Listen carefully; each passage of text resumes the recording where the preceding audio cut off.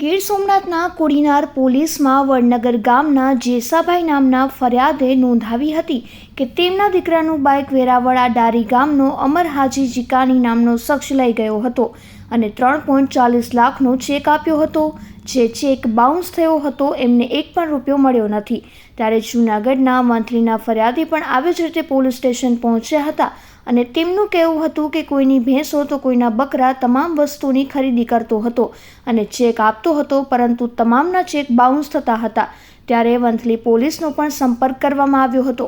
આખરે કોડીનાર પોલીસ વેરાવળના ડારી ગામના આ ભેજાબાજ શખ્સને શોધી કાઢ્યો હતો અને પૂછપરછમાં ખુલાસો થયો હતો. તે સાંભળીને પોલીસ પણ ચોંકી ઉઠી હતી.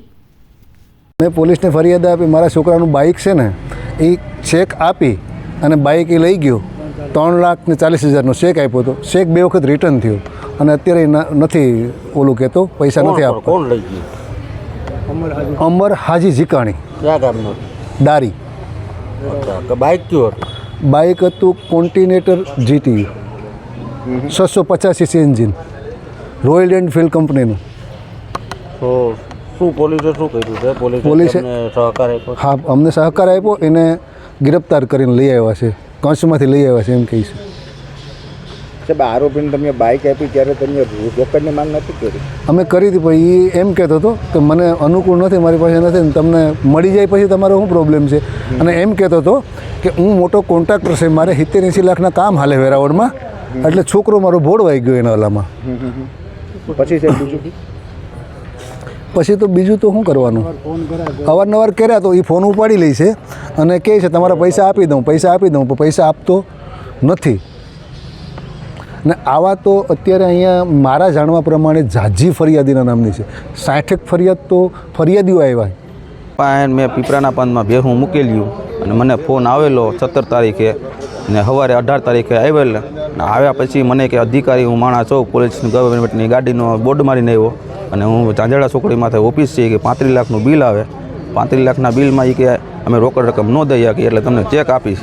હું કહું ભાઈ હું અંગૂઠા ચાપ છું માણસ, મને કાંઈ ચેકની ખબર નથી પડતી. તો કે હું તમને 18 તારીખનો લખી દઉં, 18 તારીખે તમે જે નાખજો એટલે 2 દીમાં તમારા ખાતામાં પૈસા આવી જાય. એટલે હું 18 તારીખે ભેહું ભરી દીધું. ભેહું ભરીને પછી ચેક નાખ્યો, ચેક 21 તારીખે રિટર્ન થયો. એટલે મેં એને ફોન ચાલુ રાખ્યા તો બાના દીધા કર્યો કે આજ દઉં કાલ દો, આજ દઉં કાલ દો કરતાં કરતાં તમને 1 તારીખનો મને વધાર આપ્યો. 1 તારીખે ફોન કર્યો એટલે છેલ્લે તમને ગાયરું ભૂંડા બોલીને અને પછી મને ધમકી મારી દીધી કે તું પૈસા તારે જોતા હોય તો ભલે ન જો, કોઈને દેતો જ નથી. તારે કોઈને ફોનમાં કંટ્રોલ કર્યો કે ભાઈ નંબર આપ્યા તાને ના આવીને ટાટિયા હું તારા ભાંગી નાખી. કોણ છે ભાઈ? અમરભાઈ જીગાણી, હાજી અમર જીગાણી, ડારીનો. ઓલા મને ડારીનું એડ્રેસ આપ્યું છે સુપાસીનું, ઓલા સુપાસીનું એડ્રેસ આપ્યું છે ડારીનો ભાઈ.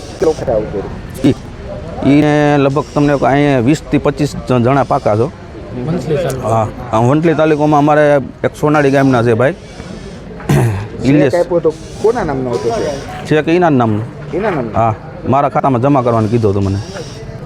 કેટલા હજારનો છે? 2 લાખનો. આજરોજ કોડીનાર પોલીસ સ્ટેશનમાં એક છેતરપિંડીની ફરિયાદ દાખલ કરવામાં આવી છે, જેમાં એક વડનગરના યુવક પાસેથી આ આરોપીએ બાઇક લઈ અને નાણાં ચેકથી ચૂકવવા માટેનો વાયદો કર્યો હતો, પરંતુ નાણાં ચેકથી ચૂકવેલા નહીં, એનો ચેક બાઉન્સ થઈ ગયેલો હતો.